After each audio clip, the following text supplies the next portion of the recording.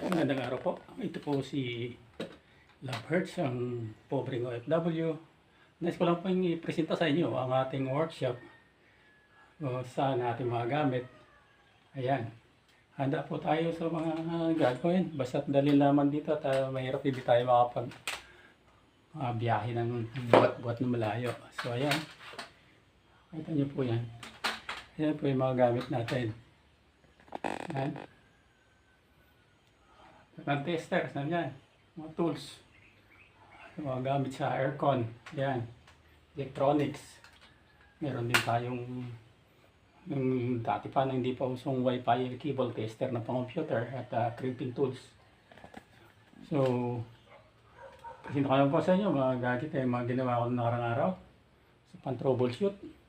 Meron din po tayo na pang motor control at pwede pang mga sa madalas sa brownout sa mga bahay-bahay na mga bikaya yan para hindi nasira agad ang mga gamit. At meron tayong sa industrial control na pang aircon na malaki.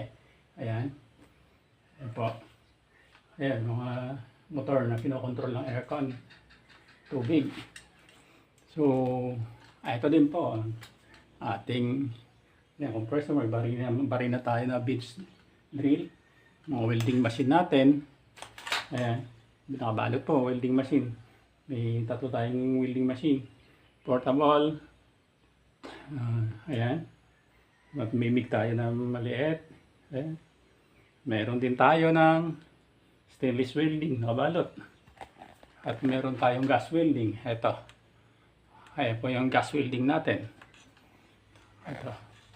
Meron din po tayo mga stocks na prion para sa magpapagawa. Ayan po, mga stocks tayong prion. Po. Ayan, so, ayan po.